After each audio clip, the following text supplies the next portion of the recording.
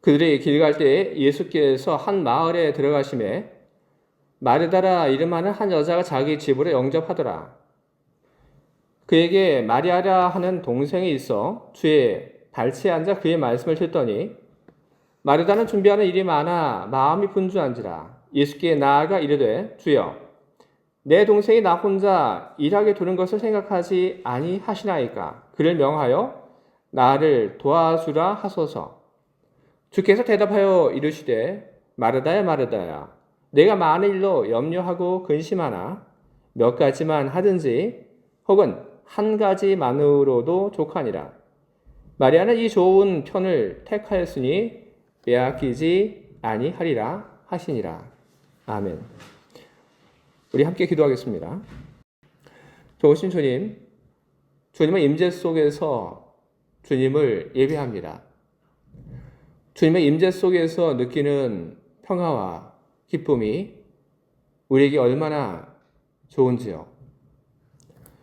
오늘 주님의 임재 속에서 노래하고 기도했던 우리들이 이제는 주님께서 우리들에게 전하시는 그 말씀을 듣고자 합니다.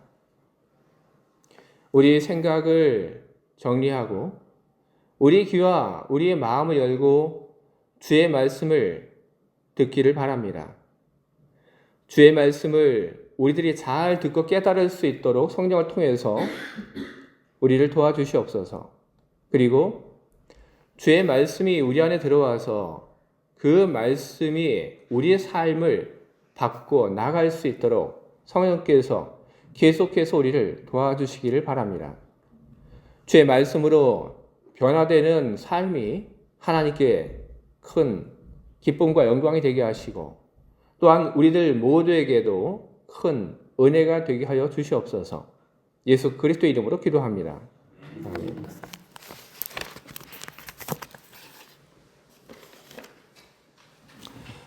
오늘 저는 여러분들 앞에서 누가복음에 있는 이 말씀을 읽었습니다. 오늘 제가 여러분들 앞에서 읽은 이 말씀은 마리아와 마르다에 대한 이야기입니다. 우리가 집에서 부엌일을 우리가 해본 그런 경험이 있다고 한다면 그러면 오늘 우리들은 이 이야기를 보면서 우리는 마르다의 마음을 우리는 참 많이 이해할 수 있을 것입니다. 마리아와 마르다는 자매지간입니다. 하지만 그런 자매지간임에도 불구하고 마르다가 열심히 주님을 위해서 섬기며 봉사하던 그때 가만히 앉아 가져오는 것을 받아 먹기만 했던 그 마리아를 보면서 마르다가 얼마나 마리아에 대해서 얄미로운 그런 마음이 들었을까요? 동생이지만 너무나도 그 모습이 보기 싫고 얄미로워서 그래서 참다가 이야기를 하죠. 예수님에게. 예수님께 이야기를 하면서 마르다가 바라는 것은 무엇입니까? 예수님께서 알아주기를 바랬고 그리고 예수님께서 마르다의 그 편이 되어주시기를 마르다는 바랬습니다. 하지만 예수님께서 마르다에게 대답하신 것은 마르다가 기대했던 것과는 전혀 다른 것이었습니다. 예수님께서는 마리아의 그 행동에 대해서 두둔하시는 그런 이야기를 하셨습니다. 우리는 이 이야기를 통해서 우리는 어떤 메시지를 우리는 발견할 수 있을까요? 많은 분들이 마리아와 마르다의 이 이야기를 보면서 마리아와 마르다의 그 관계를 갈등 관계 그리고 대립 관계로 그렇게 봅니다. 마리아와 마르다의 이 관계를 갈등 관계 혹은 대립 관계로 보게 된다면 그러면 이 말씀은 우리들에게 필연적으로 섬김이 먼저냐 아니면 말씀을 듣는 것이 먼저냐 바로 이와 같은 선택을 하는 그 선택의 자리로 우리를 이끌게 되는 것입니다. 오늘 우리는 마르다와 마리아의 그 관계를 갈등의 관계로 놓고 이것이냐 저것이냐 어느 것이 우선인가 하는 그런 선택의 많은 메시지들을 우리는 뒤로 하고 우리는 물어봐야 할 것입니다. 과연 오늘 우리들이 보고 있는 읽었던 이 메시지는 우리들에게 이것이냐 아니면 저것이냐 어느 것이 더 중요하고 어느 것이 먼저인가 하는 그런 메시지를 우리들에게 전달을 하고 있는가 하는 것입니다. 그러나 오늘 우리가 보고 있는 이 말씀은 섬김과 그리고 말씀 이 둘 중에서 어느 것이 훨씬 더 높고 귀한 가치가 있는지 좀 더 쉽게 이야기를 한다면 섬김과 그리고 말씀 중에서 말씀이 더 중요한 그런 가치를 가지고 있다고 하는 것을 우리들에게 전하기 위한 목적으로 이 말씀이 우리들에게 전달되는 것은 아닙니다. 예수님께서는 마태복음 11장 19절을 보면 이런 얘기를 하십니다.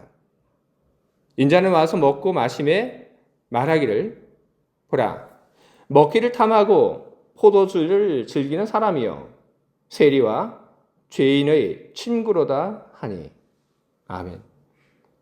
이 말씀은 예수님을 지켜봤던 많은 사람들이 예수님에 대해서 던졌던 그런 이야기입니다. 물론 좋은 의도를 가지고 예수님께 했던 이야기는 아닙니다.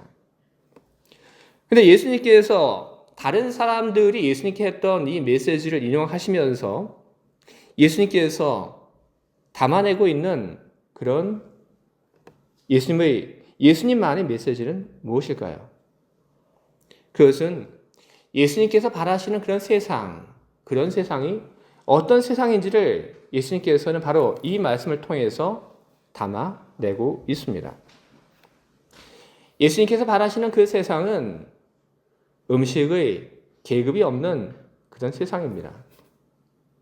그리고 예수님께서 바라시는 그 세상은 모든 사람들이 친구가 되어서 한 식탁에서 음식을 나눠 먹을 수 있는 그런 세상입니다. 바로 그런 세상이 예수님께서 바라시는 그런 꿈이었고 세상이었습니다.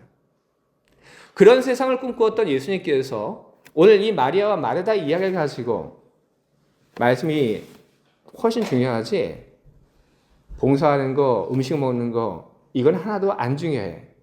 이런 이야기를 하실 리는 없는 것입니다. 오늘 우리들이 보았던 이 말씀 이것은 이것이냐 저것이냐 어느 것이 더 중요한 것이냐 그 이야기를 하기 위한 것이 아닙니다. 오늘 우리가 보고 있는 이 말씀은 바로 하나님의 은혜의 체험, 하나님의 임재의 체험에 대한 이야기를 하고 있는 것입니다. 주님은 어디에 계십니까? 우리는 주님이 어디에 계신지에 대해서 우리는 어렵지 않게 우리는 대답을 합니다. 우리는 이야기를 합니다. 주님은 여기 계십니다. 여기라고 하는 것은 내 마음 아니고 여기라고 하는 것은 내 옆입니다. 우리는 주님이 여기 계신다고 또 이야기를 합니다. 그때 여기는 교회 아니고 그리고 우리 집입니다. 우리는 이렇게 주님께서 여기에 계신다 그렇게 이야기를 합니다. 그런데 여기에 계신 그 주님, 우리는 그 주님이 지금 여기에 계신다고 하는 그런 경험을 우리는 얼마나 많이 하면서 우리는 살고 있습니까? 분명 주님께서는 여기에 계십니다. 하지만 우리는 여기에 계신 그 주님을 많이 느끼지 못하고 우리는 살아갑니다. 그렇다면 무엇을 어떻게 해야 될 것인가? 여기에 계신 주님을 더 쉽게, 더 자주, 그리고 더 길게 만나는 그런 연습, 그리고 그런 훈련이 우리에게 필요한 것입니다. 여기에 계신 주님을 내가 경험할 수 있다고 한다면 어떨까요? 그렇다면 우리는 매일매일 행복할 것입니다. 우리는 매일매일 기쁘고 우리는 매일매일 감사하면서 우리는 살아갈 그런 정말로 축복받은 은혜로운 우리는 그런 삶을 살아가게 될 것입니다. 그런 삶, 주님이 나와 함께 하신다는 그런 임재의 체험을 하는 그런 삶, 그것은 반드시 우리의 임재의 연습을 요구하고 있습니다.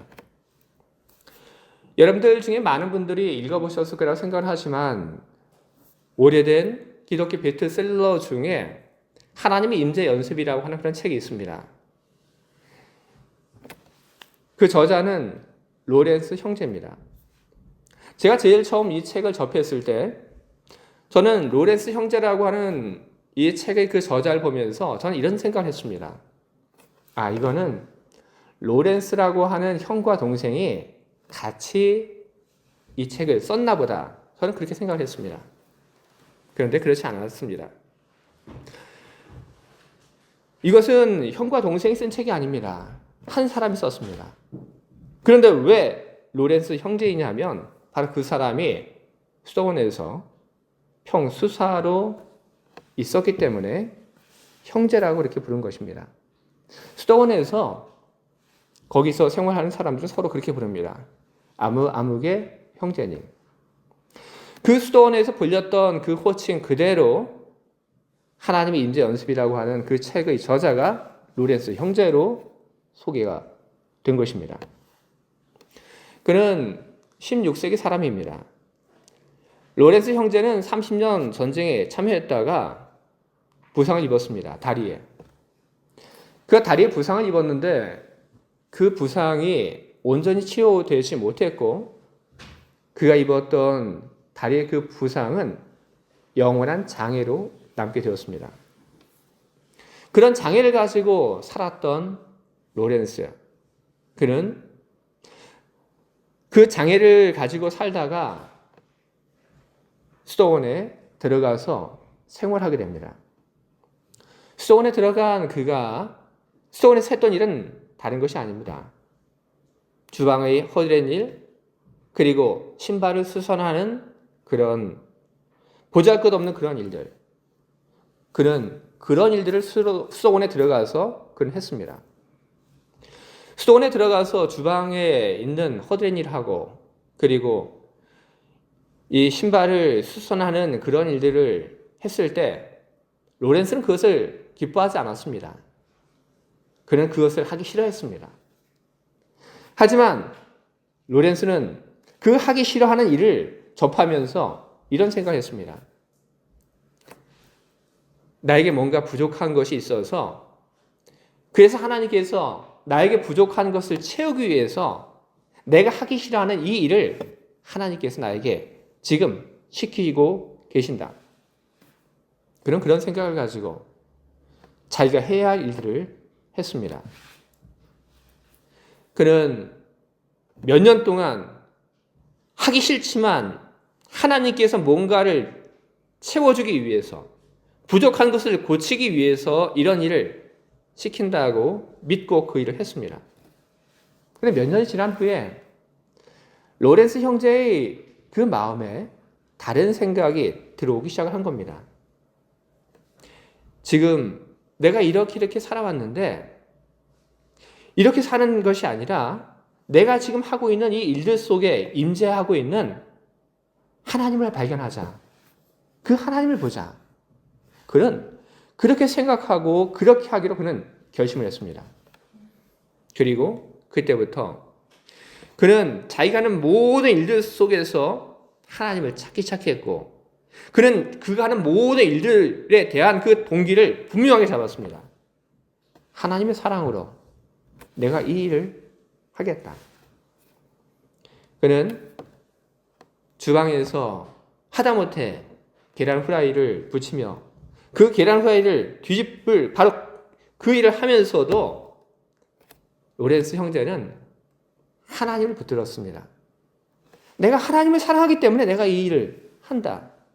그는 그 마음으로 하나님을 생각하면서 그는 그 작은 일들을 하나씩 해 나갔습니다. 여러분 그랬더니 변화가 일어나기 시작을 했습니다. 여지까지는 그냥 하기 싫은 일인데 마지 못해서 했는데 그 일을 하는 그 동기가 달라지고 그리고 하나님의 임재를 경험하려고 그렇게 애를 쓰다 보니까 달라지기 시작합니다. 뭐가 달라지기 시작하냐면 힘들었던 그의 생활이 더 이상 힘들지 않게 됩니다. 그 하는 일들이 즐거워지기 시작을 하는 겁니다. 단조롭고 그리고 고된 일, 정말로 아무것도 아닌 그런 작은 일을 하면서도 그는 하나님이 지금 나와 함께 하고 계신다 하는 그것을 로렌스 형제는 느끼기 시작을 한 겁니다. 그는 모든 일을 하면서 하나님의 임재를 느꼈습니다. 하나님이 지금 이 순간 여기 나와 함께 하고 있다는 그 하나님의 임재를 느꼈습니다. 그래서 그는 기뻤고 그는 행복했습니다. 그 한 사람이 수도원 전체를 바꾸기 시작을 합니다. 로렌스 형제의 그 변화된 모습을 보고 그 수도원에 있던 사람들이 닮아가기 시작을 합니다. 그리고 로렌스 형제에 대한 그 소문이 수도원 밖으로 퍼져나갑니다. 그러니까 수도원 밖에 있던 사람들이 로렌스 형제를 한번 만나보고 싶어서 몰려들기 시작합니다. 도대체 어떤 사람일까? 어떻게 생겨먹은 사람일까? 그 사람은 어떻게 하나님의 임재를 그렇게 경험하며 살고 있을까? 많은 사람들이 수도원에 옵니다. 그리고 로렌스 형제를 봅니다. 보잘것없죠?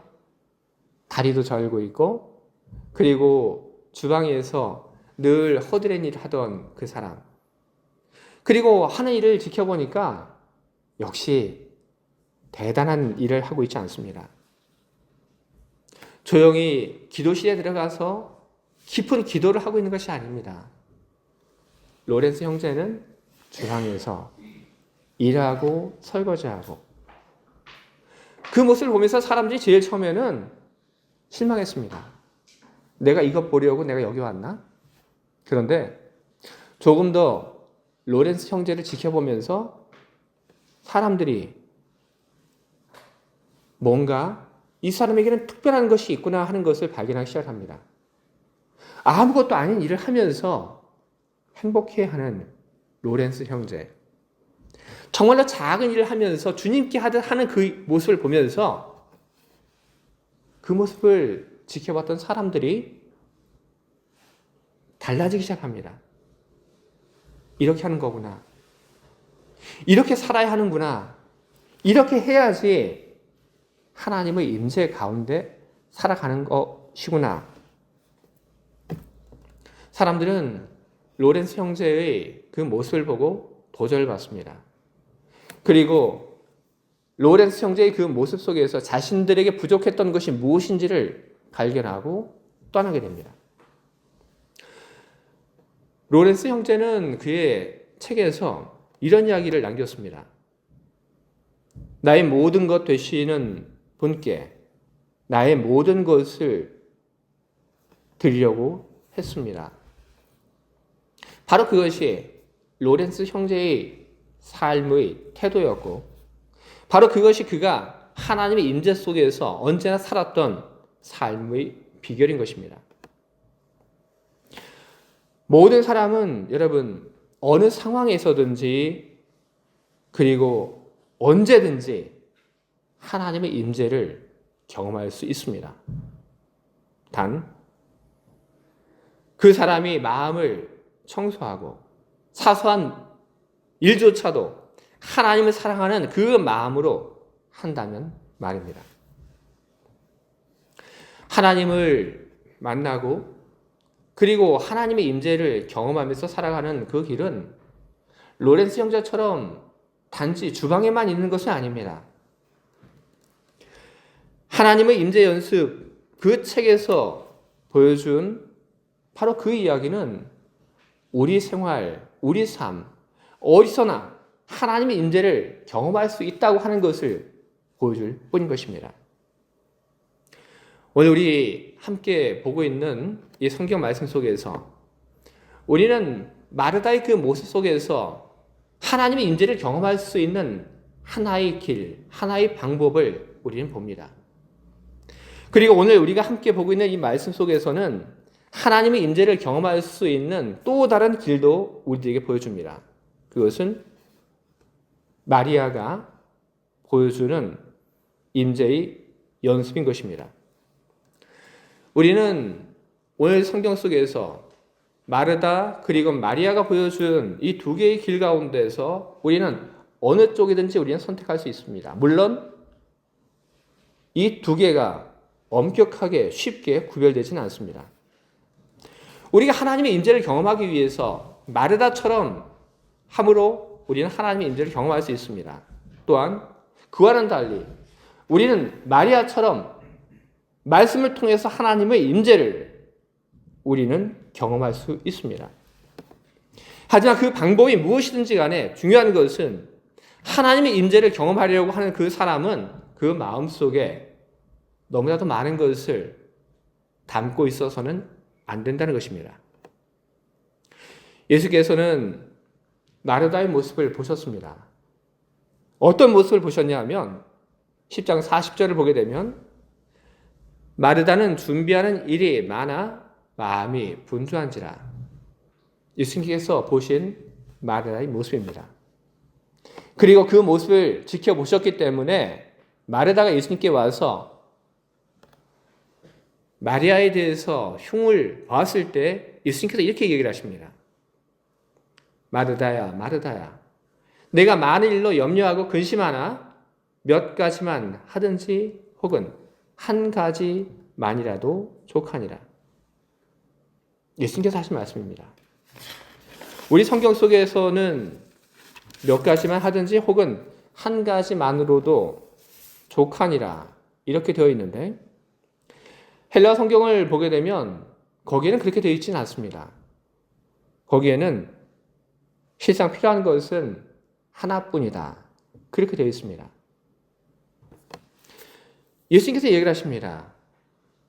필요한 것은 하나뿐이다.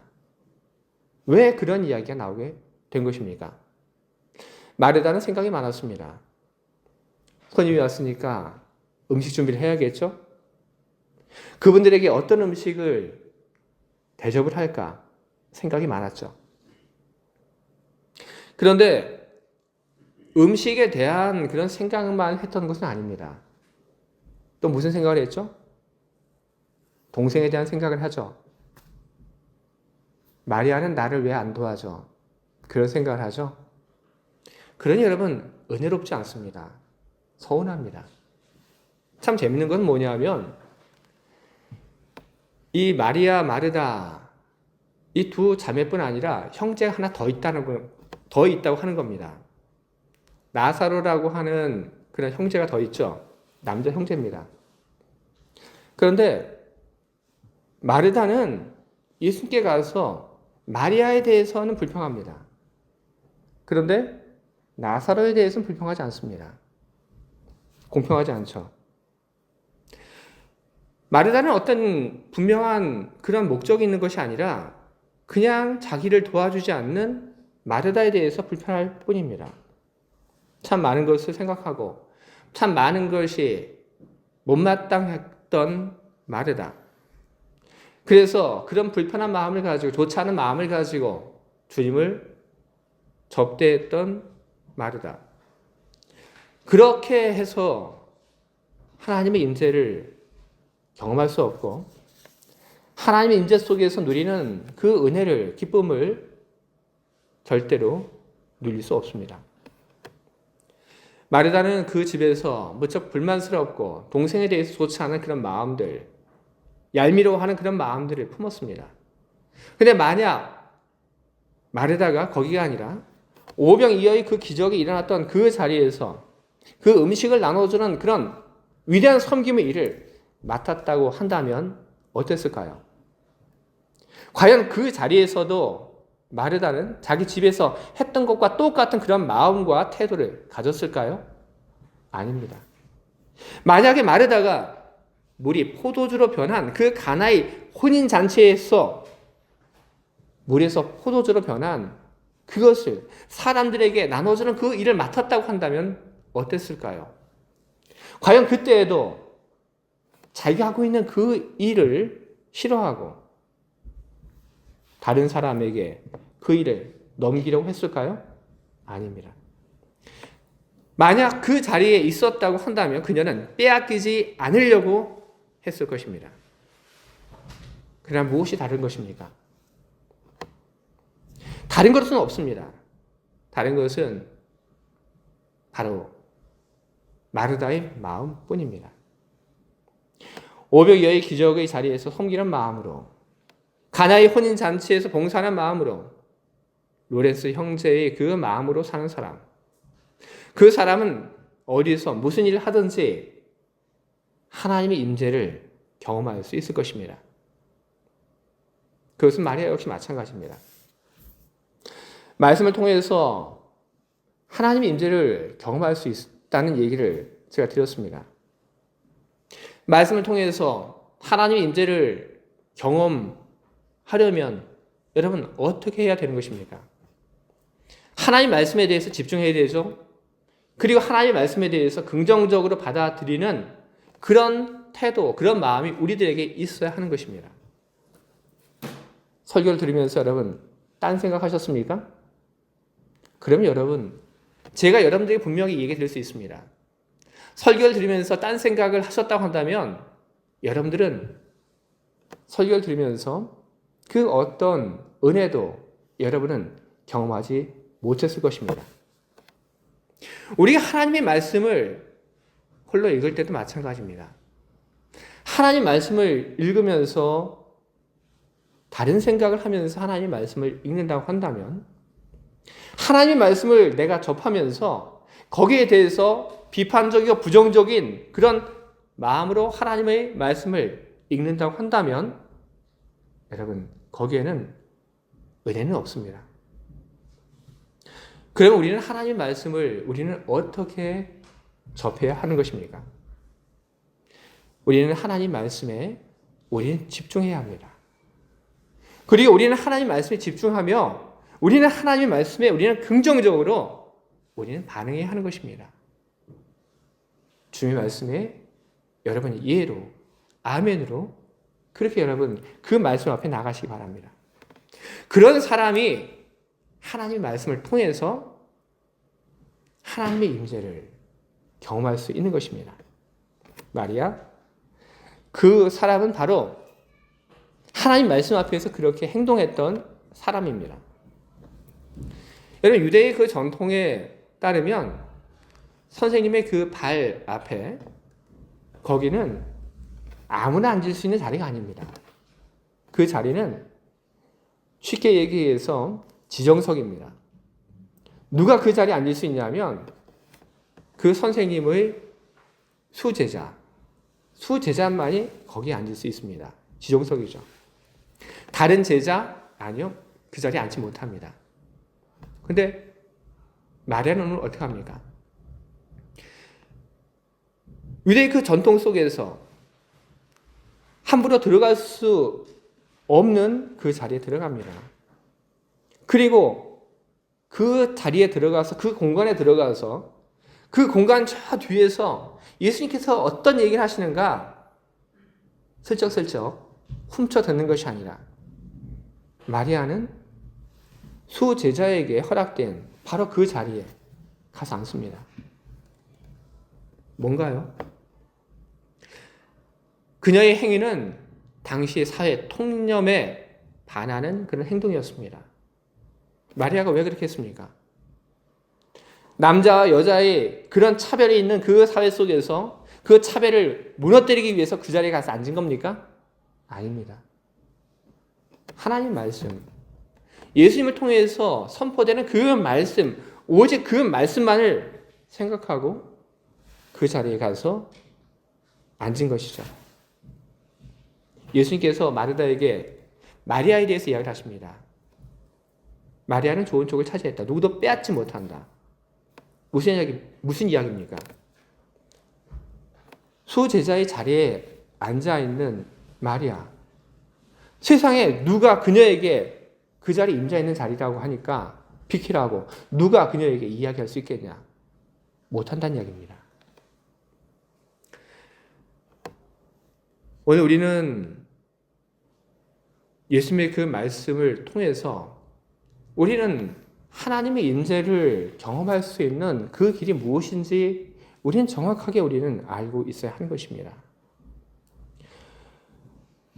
오늘 이 메시지는 오늘 우리들에게 말씀이 먼저냐 아니면 친교가 먼저냐 그것을 이야기하기 위한 것이 아닙니다. 말씀이 먼저인가 친교가 먼저인가 무엇이 먼저인가를 아는 것이 어떻게 여러분의 삶을 바꿉니까? 그것은 여러분의 삶을 바꾸지 못합니다. 오늘 이 말씀은 우리의 삶을 바꾸기 위한 주님의 선포인 것입니다. 주님의 임재를 경험하며 우리의 삶을 바꾸어 가도록 하기 위한 주님의 선물이 바로 이 메시지인 것입니다. 여러분, 주님의 임재 안에 산다고 하는 것은 참 행복한 일입니다. 주님의 임재 안에 산다고 하는 것, 그것은 사랑 안에 산다는 것이고, 그리고 보호하심 안에 머문다는 그런 이야기입니다. 주님의 임재 안에 사는 그 사람은 기쁘고 그 사람은 행복합니다. 그래서 저는 여러분들에게 이야기를 드립니다. 여러분, 주님의 임재 안에서 사시기 바랍니다. 주님의 임재 안에 여러분 더 쉽게 여러분 들어가시기 바랍니다. 그리고 주님의 임재에 더 깊이 내려가시고, 그리고 주님이 함께하고 있다고 하는 그 주님의 임재에 여러분 더 길게 여러분 있기 바랍니다. 여러분이 더 많이 주님의 임재에 노출되길 바랍니다. 그러기 위해서 필요한 것 단 하나입니다. 골로새서 3장 23절 무슨 일을 하든지 마음을 다하고 죽게 하듯 하고 사람에게 하듯 하지 말라. 아멘. 여러분 무슨 일을 하든지 여러분 이렇게 하시기 바랍니다. 여러분들이 집에서 뭘 하더라도, 그리고 여러분들이 여러분 직장에서 뭘 한다 하더라도, 여러분들이 교회 와서 예배한다 하더라도 여러분 오직 하나의 마음으로, 주님을 사랑하는 마음으로, 주님을 위해서 내가 뭔가를 한다 이런 마음으로 여러분 그렇게 하시길 바랍니다. 그런 연습이 우리들에게 필요합니다. 그런 훈련이 우리들에게 필요합니다. 그런 연습과 그런 훈련이 있어야지 우리는 주님의 임재에, 우리는 거기에 쉽게 들어가고 더 오래 머물러 있고 우리는 더 깊이 그 임재에 들어갈 수 있게 될 것입니다. 주님의 임재를 사모하고, 그리고 그것을 바라고, 그리고 그것을 위한 연습을 하는 여러분들 모두에게 주님의 성령이 함께 하심으로 여러분을 돕기를 바랍니다. 그래서 여러분들이 주님의 그 임재 연습을 통해서 주님의 임재 속에 더 쉽게, 그리고 더 깊이, 더 오래 머물러 있기를 주님의 이름으로 축원드립니다. 아멘. 함께 기도하겠습니다.